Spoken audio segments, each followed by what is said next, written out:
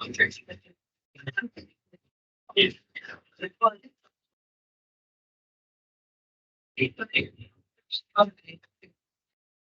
everybody, good morning.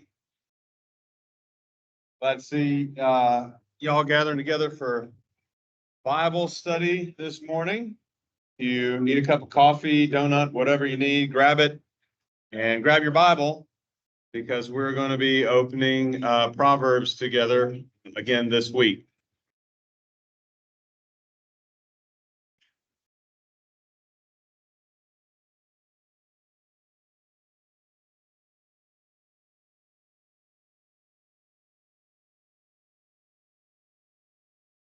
Okay, I don't have like a cool teacher thing that I can do like our teachers here at Faith School, like I clap my hands twice and then y'all clap 3 times or something to answer that you're dialed in.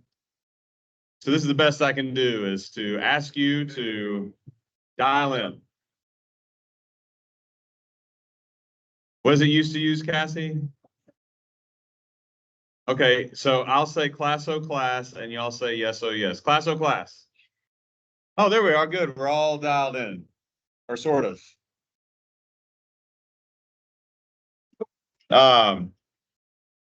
So we are in the wisdom literature, and last week you started with Pastor Dan on Proverbs. We are going to pick back up in Proverbs today. So if you want to open your Bibles to the book of Proverbs, that's where we are going to be. I'm going to do a quick review of some of what y'all discussed last week. You did an overview of the book of Proverbs. You talked about different types of Proverbs or groupings of Proverbs. So there are words of wisdom, there are words of foolishness. He talked with you about types of Proverbs, and then you did some reading together in small groups. Does this all sound pretty familiar? Good. I'm glad it sounds familiar since I wasn't here, so that's good. I'm going to give you another word this morning about reading together, though. Pastor Dan may have already said this. If he did, then please forgive me for repeating it. But another word about reading together. I know that he put up there reading together when he wanted y'all to work in table groups. Is that what y'all did? Okay. Yeah. But I want to say a word about reading together, especially when it comes to the book of Proverbs. I think that reading the Proverbs with someone else, at least one other person, is the best way to study the book of Proverbs. Whereas you could really profitably read the book of Ecclesiastes by yourself, and you could very profitably read the book of Job by yourself. Proverbs are, just by their nature, meant to be shared with one another and meant to be discussed together and meant to be reflected on together, right? If that were not the case, then we wouldn't even have Proverbs in English, like 2 birds, 1 stone, all that kind of stuff. I guess, not everybody has a running monologue in their head. How many of you have a running monologue in your head like I did? Okay, not everybody does.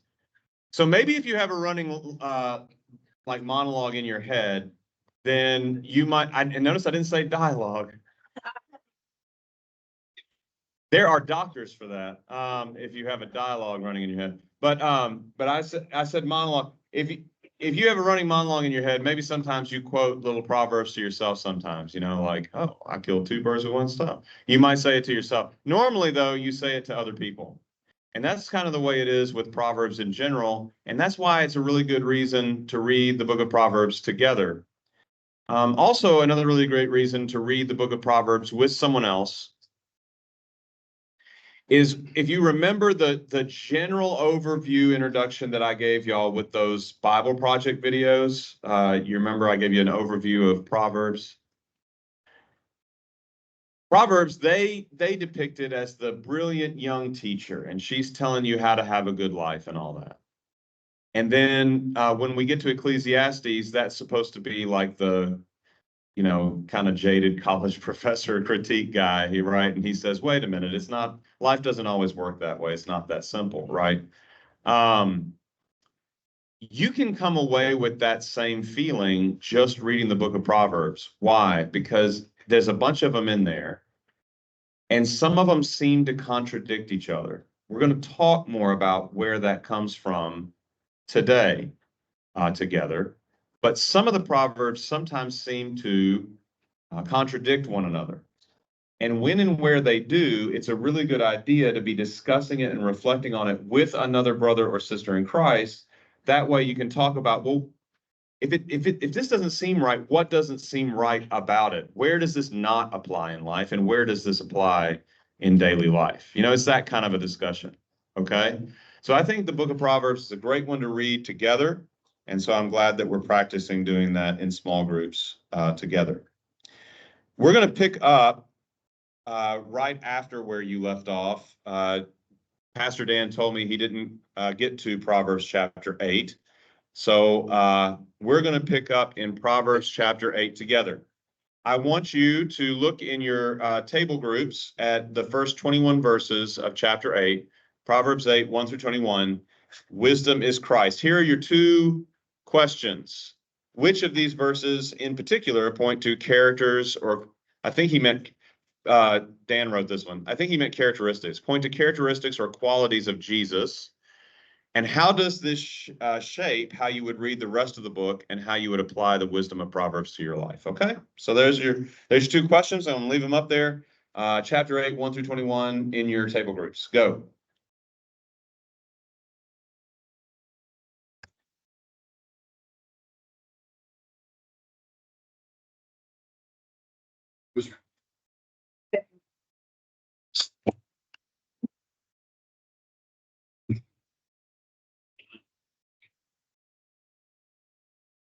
So that's an handy. Does not understand raise her voice at the crossroads she makes. So the stand at the crossroads. She takes her stand beside the gates and the entrance of the village is loud. Pride is to the children. Simple prudence of fools understands. For I will speak noble things, and from my lips will come what is right. For my mouth is untrue. Wickedness is an abomination to my lips. All the words of my mouth are righteous. There is nothing twisted or crooked in them. They are all straight to those who understand and right to those who find knowledge. Make my instruction instead of silver, knowledge rather than choice. Wisdom is better than jewels, and all that you may desire cannot compare it. I, wisdom, well the truth, and I find and discretion, discretions. The fear of the Lord is of evil. I am arrogant, and the way of evil and perverted speech I hate. I have counsel and sound wisdom. I have insight, I have strength.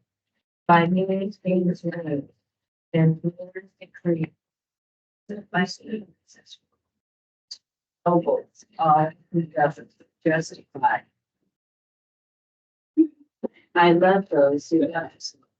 Those who seek me diligently find me. Riches and honor are with me.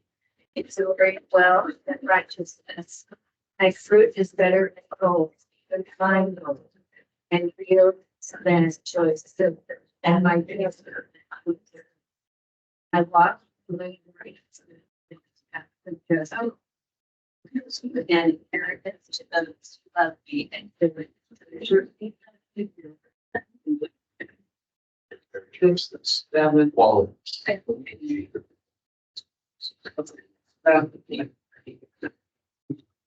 Thanks for reading. Sure, it's been back. Day by day. All right, where do you see Jesus in this?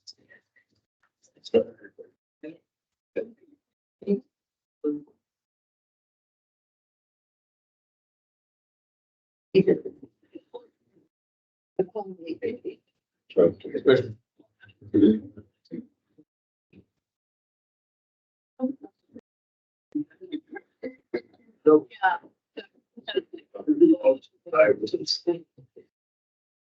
what's the? Well.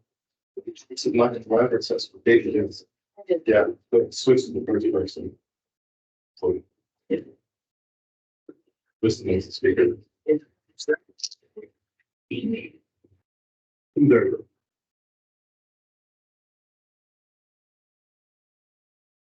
Sophia and Sophia. In Greek, Sophia. In Hebrew, Chochmah. I don't know if that's how they translate it in the Septuagint. I'd have to look it up. She, it is she. She's talking. Lady Wisdom.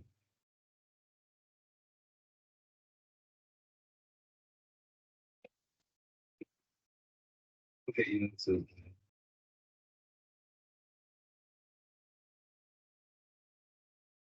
Even before that. That's my mind. 670.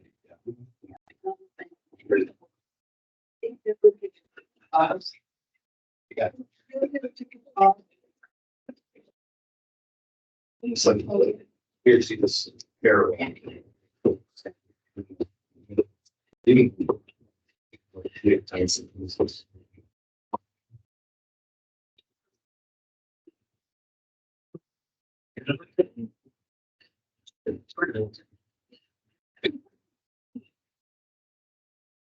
Yeah.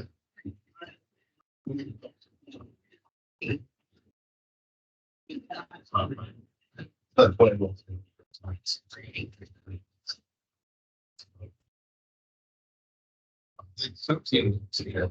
So, I love it.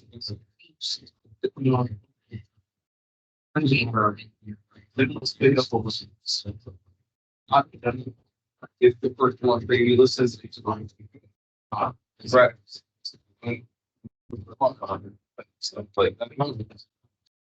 Okay. That's what we're. Well, I don't. Point. I mean, here's points.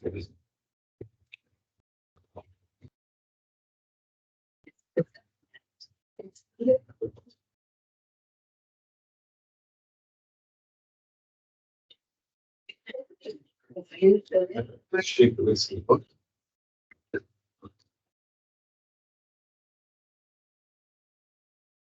Here. It's great society, no wisdom. It speaks about.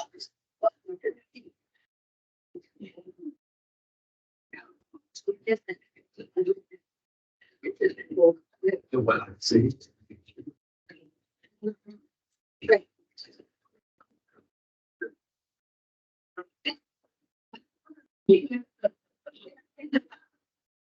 It's always.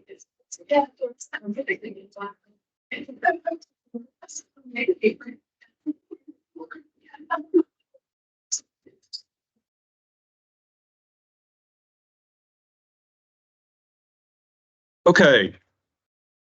So let's talk about how your conversations went in your table groups. At the outset, I want to say that Proverbs chapter 8, these first 21 verses, and actually following as well, 22 and on, these have long been attributed to Christ by believers. They read this and they can't help but see Jesus in some of these verses. So I'll be curious to see how you applied those as well. I do also, though, want to say that it's also pretty common not to read any of this as about Jesus either, because it's not just because there's feminine pronouns or something, because this is supposed to be Lady Wisdom that's speaking, but because of something that you heard in the video introduction, that the idea of wisdom, chokhmah in Hebrew, is this idea of the wisdom that God, it's interwoven in everything that he created. So one way to look at chokhmah from that Hebrew kind of view of the world would be like, it's like the laws of physics or something, like it's in there. You know what I mean? Like everything is held together by this wisdom through which God created everything. Okay. So it can just be impersonal. It can just be that this is the personification of that wisdom by which God created the world. And in this case, it happens to be Lady Wisdom. It's personified that way. But it is also very common for people to, especially Christian believers, to apply these verses to Christ. And you might say, well, how can we apply it to Christ if there are feminine pronouns? Because the Bible uses both masculine and feminine pronouns of God. Uh, and we've talked about that too before. It's not as common. So the primary metaphor for God is Father. The primary metaphor for the Son is what? Or I just said it. The second person of the Trinity is what? The Son. And when I say metaphor, I don't mean it like it's not true. I just mean it that God is not a father the way I am a father, and Jesus is not a son the way I am a son. Okay? And yet that relationship one to another between the first and second persons of the Trinity was the frankly easiest and best way God could use to describe it to us so that we would understand it, sort of. Okay? It is true. It's also a metaphor. Okay? So the Bible uses both masculine and feminine imagery to describe God. And that shouldn't, I don't think, surprise us, since humanity is complementary and binary. It is, men are not the definition of mankind. Humanity is made up of a complementary binary. So in other words, to be human is to be both male and female. Everybody with me still? This means yes, this means no, this means maybe. So the definition of humanity as God created humanity is both male and female. That's why at the beginning it says, in the beginning God created man, male and female, he created them. Okay.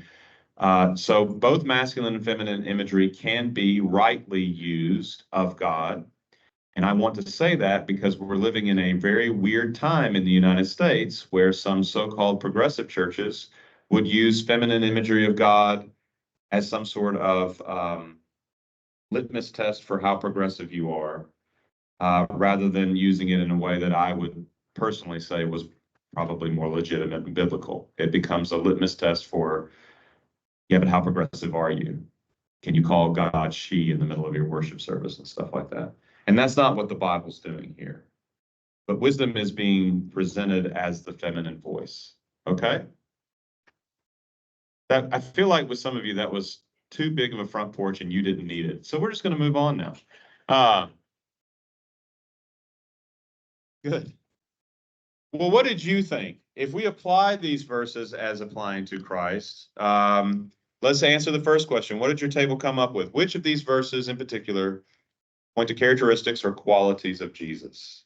Yes, Harlan. 6 through 11. So for you, that was the meat and potatoes. Okay. I will speak noble things. My mouth will utter truth. Words of my mouth are righteous. Okay, etc. Good.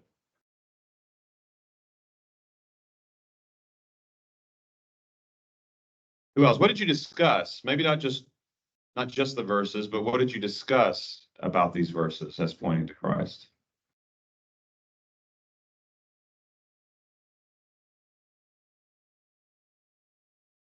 Okay, you went with 17 through 21. That's great.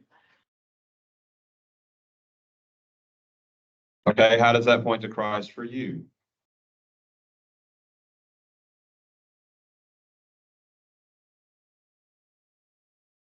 He found me because he loves me. Okay, that reminded you of Jesus.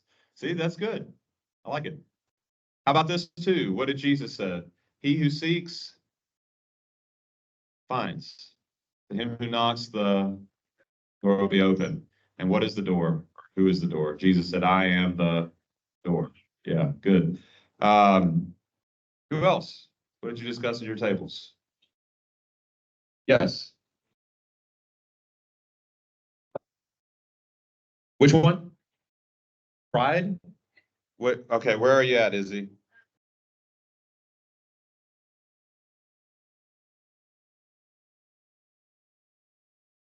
Okay, and how did that remind you of Christ?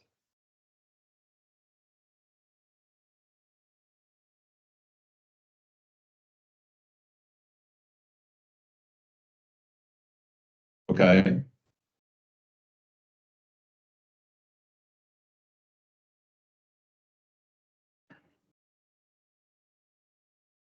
Okay, good.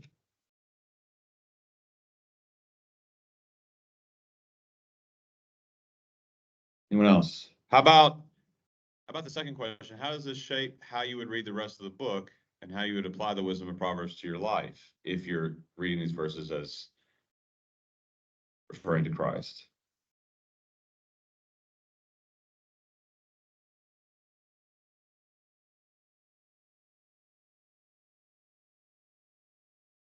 Mm-hmm.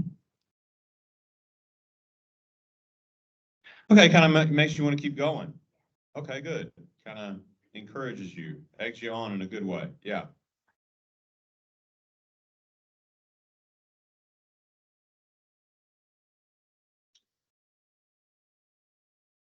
Didn't know that the whole Bible is about Jesus and pointing the way to him, and so that's the first part, and then the second part was to continue to seek that wisdom that he speaks about. Yeah. Yeah, that's great. And I like that you broke it down into two questions. Yeah.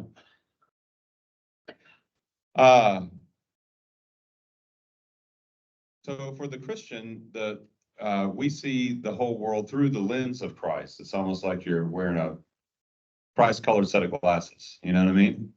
And so you're seeing the whole world through him, because we live in a culture that does not believe in absolute truth. I do believe in absolute truth, but when I believe in absolute truth, I'm not talking to you about a program or a platform.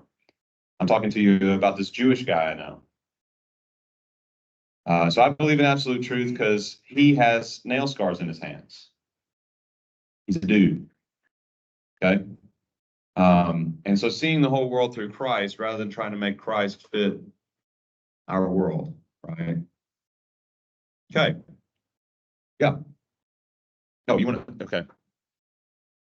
So you're picking up where I tried to leave off last week, and see, but my thought with this was a little bit too, and I missed part of this because I was into music stuff, but look at these verses and thinking about that this is a common view, at least, of looking at parts of Proverbs 3 that we looked at last week and Proverbs 8 here about it pointing to Christ. I'm gonna pick a few verses from Proverbs 8 quick, and then I'm gonna go to a couple New Testament passages that speak this way too. And when I say a common view, I'm talking especially early church. And that's church fathers that I was gonna quote, but I don't have my notes in front of me from last week, so I can't quote them. But, you know, the idea of even if you're looking at chapter 8, verse 15. By me kings reign and rulers decree what is just. By me princes rule and nobles, all who govern justly. Question there would be, are you saying that wisdom is just a tool that they use for a king to be able to govern justly? That all authority has been given and under heaven has been given to me. That the authority that's given to Jesus, the authority that's given God, that all authorities that are in place, that they're there because God has allowed them to be. Are you talking about a capacity that only God has to give authority? Another one would be verse 20 and 21. I walk in the way of righteousness, in the paths of justice, granting an inheritance to those who love me. The only one that's ever walking in the way of righteousness would be Jesus Christ. And certainly then he is the one that is, by the person and work of Jesus Christ, that gives us the inheritance that is eternal life done. A couple notes, just again, I don't have all my notes in front of me. I had about 5 different New Testament passages to look at. One would be Paul writing this way. If you're looking at 1 Corinthians 1. And Paul's writing about, for the word of the cross is folly for those who are perishing, but those who are being saved, it is the power of God. I will destroy the wisdom of the wise, the discernment of the discerning I will thwart.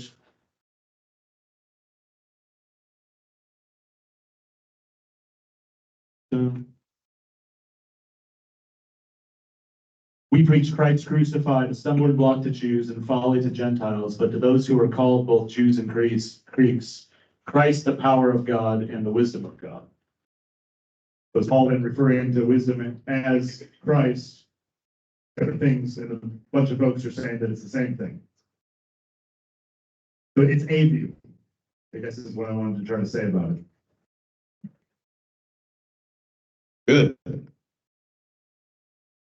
Well, I want us to move on now, if we could, please, to Proverbs chapter 10.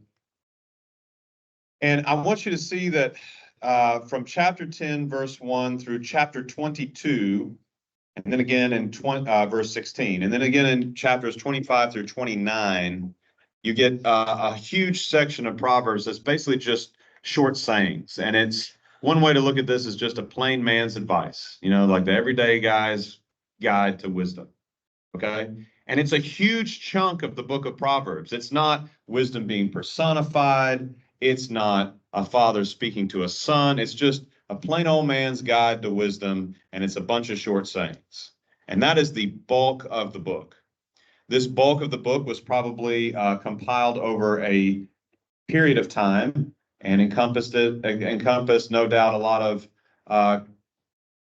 proverbial sayings of the people of Israel in general. Like if this is lived wisdom of real people. So it's a bunch of short sayings, terse sayings, short sayings. You know, like we have in English. I just mentioned it today. Kill two birds with one stone, right? Bird in the hand is worth two in the bush. Don't look a gift horse in the mouth, right? All those things that we say. It's a bunch of short, terse sayings like that. What's the advantage of terse sayings? They're easy to remember. Yeah, that's the advantage. They're easy to remember. It's the original. It's the original tweets. Very good. Before, you know what? I'm stealing that. From now on, and there's probably a proverb about stealing other people's stuff. Yes, you're right. But from now on, whenever I'm teaching this, I'm going to say before there was Twitter or X, formerly known as Twitter, there was the book of Proverbs. Okay, there you go. You got a bunch of tweets. Okay. So it's short, it's easy to remember. What are the possible criticisms that someone could level at terse sayings? Like, what are some of the problems that you could run into? Yeah. Their application can't go real deep. They have a surface depth. The application cannot go real deep. And that's why, as I was saying, as we opened class together, some of these sayings seem to contradict one another on the surface. Like you have one saying that says, I don't know, something along the line of, never lie to your mama, you know, and then you have another proverb later saying, what mama don't know can't hurt her. You know what I mean? Like, and it seems like that's conscious. And those aren't in there, by the way. I'm just making stuff up. Those are Southern proverbs, you know. Don't you lie to mama. Yeah, but what mama don't know can't hurt her. See, that's what.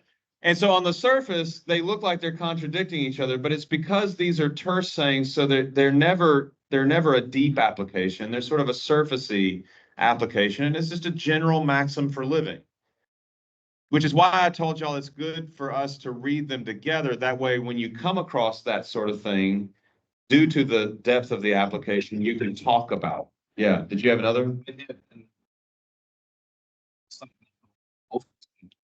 God is Mm-hmm. that is so simple, but yeah, that has a ton of capacity, real deep, and Right. consider what that'll mean. Whereas maybe these don't. And Yeah.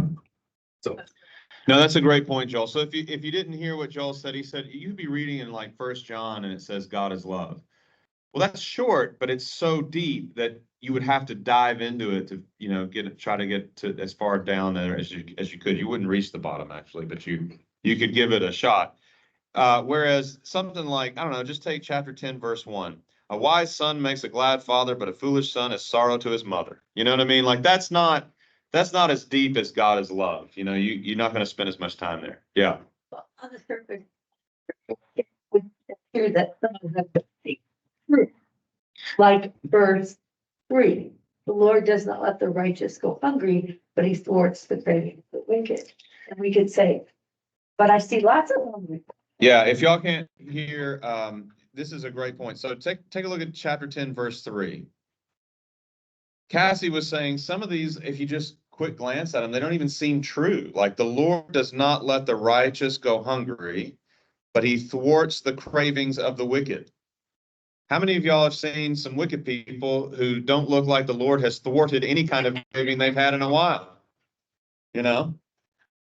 I will say, I've never seen the righteous. I've never actually seen the righteous go hungry. I've seen the righteous be poor, but I've never seen the righteous go hungry. I've never seen that. But I've never seen, I have seen the righteous in bad shape or pressed or poor. I've seen them in some dire straits. So, you know, you look at that and you say on the surface, that doesn't look like it's completely true, right? So you look at that and what are you supposed to do with that? That's why it's good to reflect on these together. Let's just take verse 3. What do you think? Yeah. Oh, no, go ahead. I was just gonna say, or from verse 1, you might say, well, why would a foolish son make a father sorrowful? Right. Or verse 1, why wouldn't a foolish son make his father sorrowful? Well, that, you know, and then you have to have some background culturally in how they're putting together these proverbs. There's a reason they parallel father and mother and then a wise son and a foolish son. It's just sort of, it's Hebrew parallelism. It's how they write their poetry too. And it's how they remember things. So it's not so much, yeah, but we don't know that. So you look at it and you go, well, why just the mother? Why not the father too? Yeah. So it's good to read these together for that reason. Okay. Let's read them together. I have a few here though that I want us to look at. So let's just look at these then. Proverbs 11:22, Proverbs 26:22, and Proverbs 25:15. Sorry, they're out of order, but whatever. Those are three I want us to look at. Let's look at and look at them in your small groups, just real quick. 11:22, 26:22, and 25:15. Go.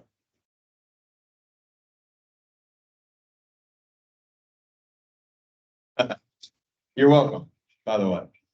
You didn't know that was in the Bible, did you?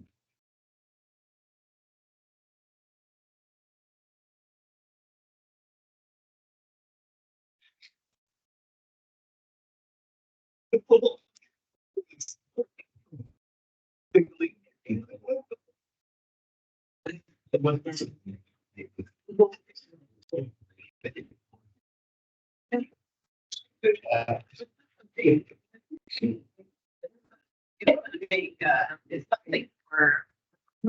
Only two. They're not gonna, we're gonna make thinking about better, right?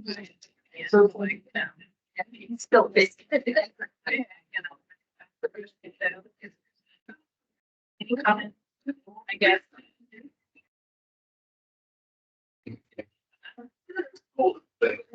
Yeah. The old.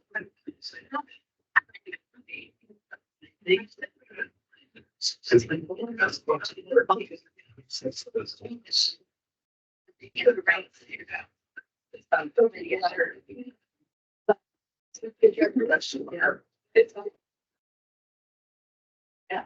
Okay. I think. Okay.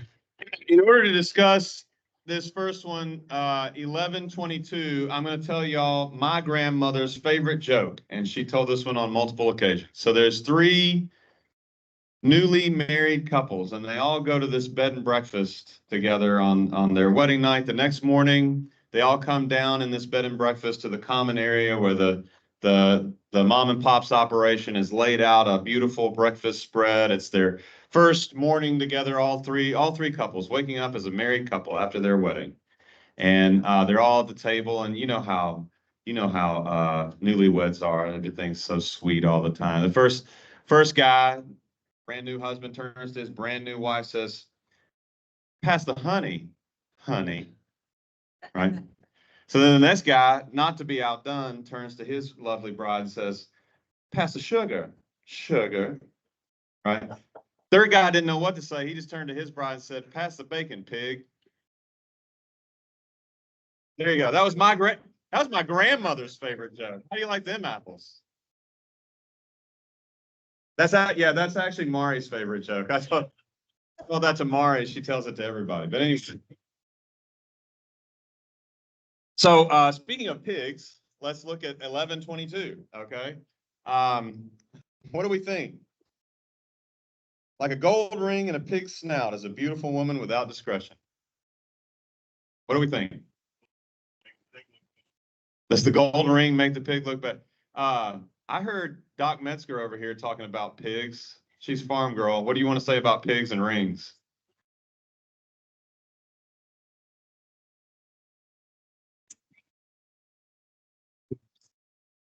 Because it hurts their nose if they get in there. Okay. Okay, there you go. A gold ring and a pig snout is a woman without discretion.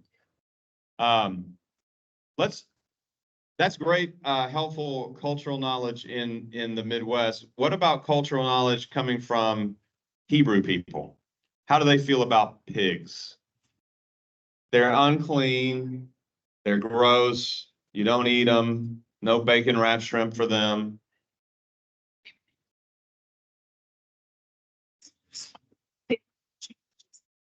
Thinking. Yeah.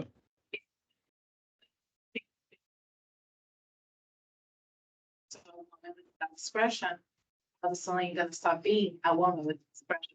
Okay, there you go.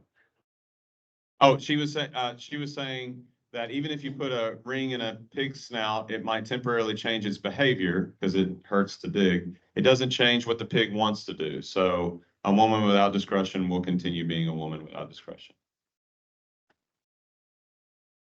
But if you think about pigs in Hebrew culture, they're unclean animals. So they think that they're gross.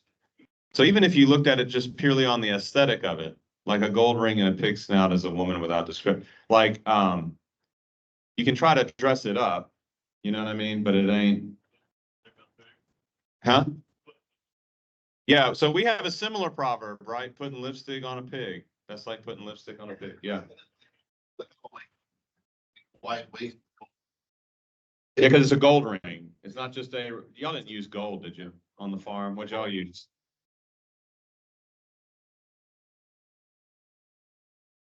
That's not where we get the term pig iron, but I mean, yeah. So yeah, it's a waste of gold too. Okay, good. So some of these are colorful. They're fun, and and look, you'll remember that one, right? There's another colorful one. So I went to my buddy Joe Rob's installation at the church he's serving out in Northern California, and all the pastors got up there. You know the part where the pastors lay their hands on the guy and they speak, the verses over him, and all these guys had these really beautiful um, verses that let me see if I can find this.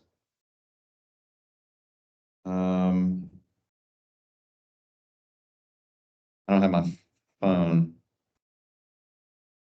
I don't remember where it is. I thought it was in chapter 14, but I'm not just immediately seeing it.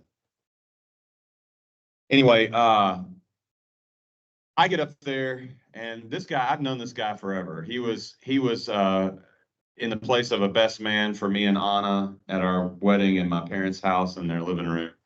And so I've known Joe for forever. So all these guys had these really pious sounding verses that they read over my buddy. I got up there and gave him one of the Proverbs, and I said, where there are no oxen, the stall is clean, but with oxen, there is great return. And I said, sometimes in ministry, Joe, we might have to clean some stalls out. You know what I mean? And I'm basically talking about shoveling, what. And so the crowd thought that was funny. They also were a little shocked that the pastor got up there and that was the verse I wanted to read. Because sometimes ministry is messy, you know? But if you pull in one direction as a team over a period of time, you're going to get somewhere, right? And so we put up with the mess with one another, right? We put up with the mess. So these are colorful. You can remember these, okay? How about 26, 22? What do y'all think about that one? 26, 22.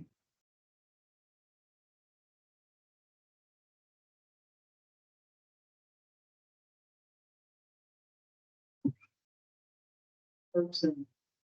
Being gossip about. Right? Well, sure.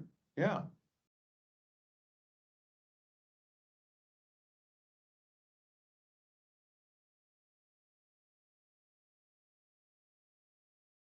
Well, okay, the words of a whisper, so this person is whispering, they're presumably whispering to someone else, right?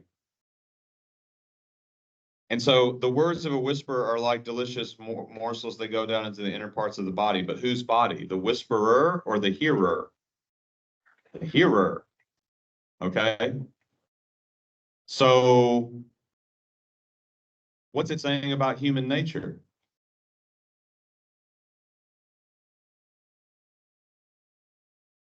You want to hear gossip.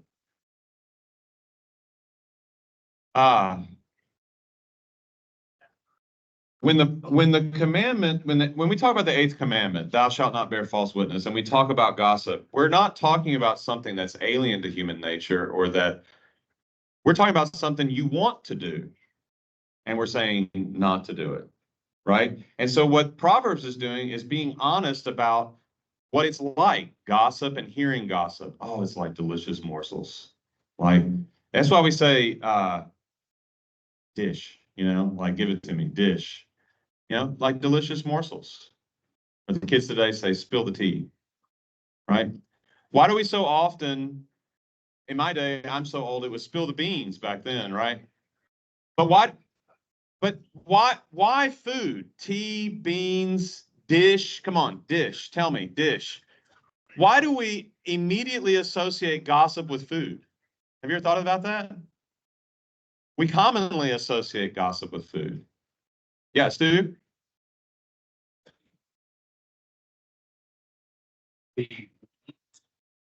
Okay.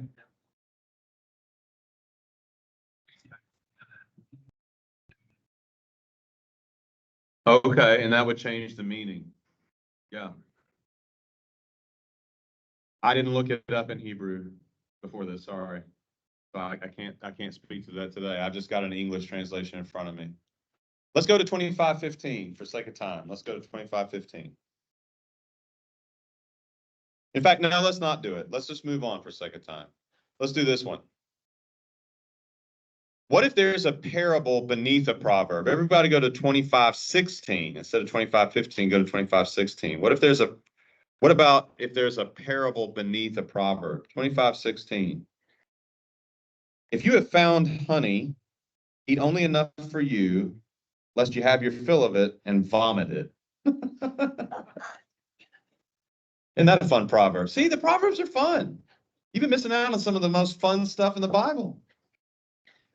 If you have found honey, eat only enough for you, lest you have your fill of it and vomit. Is that really about honey? No. So it's not a proverb because it's just a terse two-line saying, right? It's not a proverb. But can you see Jesus maybe picking up on that and turning it into a proverb, right? There can be a proverb underlying some of these terse two-line sayings where it's not really so much just about, we ain't talking about honey here, you know what I mean? We're talking about gluttony in general, okay? And so you can kind of hear there could be a parable underneath it somewhere. Or how about this one? Speaking of parables, let's read the book of Proverbs with Jesus. Everybody look at Proverbs chapter 25, 6 and 7. We're already in 25. Look at verses 6 and 7. It says, do not put yourself forward in the king's presence or stand in the place of the great, for it is better to be told, come up here, than to be put lower in the presence of a noble. Now, everybody turn over to Luke chapter 14. Luke chapter 14. verses 7 through 11. Now Jesus, everybody there, chapter 14, verses 7 through 11.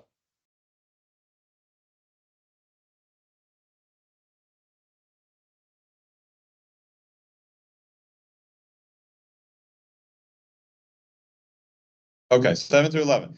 Now Jesus told a parable to those who were invited. He's at a Pharisee's house. Jesus is at a Pharisee's house right now. And it says, now he told a parable to those who were invited when he noticed how they chose the places of honor, saying to them, when you are invited by someone to a wedding feast, do not sit down in a place of honor, lest someone more distinguished than you be invited by him. And he who invited you both will come and say to you, give your place to this person. And then you will begin with shame to take the lowest place. But when you are invited, go and sit in the lowest place, so that when your host comes, he may say to you, friend, move up higher. Then you will be honored in the presence of all who sit at table with you. For everyone who exalts himself will be humbled, and he who humbles himself will be exalted. Where's Jesus taking that from? From Proverbs 25. Jesus is just reworking that same material. It's amazing. You know, people talk about Jesus sometimes and his teaching like it's new. It's most of it isn't. Like love your enemies is kind of new. I don't remember a place in the Old Testament that said that explicitly. There's some places that hint at it, but it doesn't say it that explicitly. So love your enemies is kind of new. But most of what Jesus says is not new. It's just a reworking of the stuff that you can read in the Old Testament. So Jesus is reworking Proverbs chapter 25. Yeah. Even a lot of his newness is, you have heard it said. Yeah. He takes it. Well, he just takes it to, he ups the ante. So he says, you've heard it said, don't commit adultery. I say, don't even look at another one plus 1/10. So he ratchets up the pain. But he's not saying something new, because he's not, if Jesus is the word made flesh, how can he contradict the word of God written down in the Old Testament? It's all from Jesus originally anyway. Does that make sense to everybody outside my own head? So he's not going to contradict himself from earlier. He's the same dude saying the same stuff, just a different generation. So he's reworking Proverbs chapter 25 there in a real-time context, right? He's applying that wisdom. All right. I love you. Jesus loves you. Go away. We're out of time.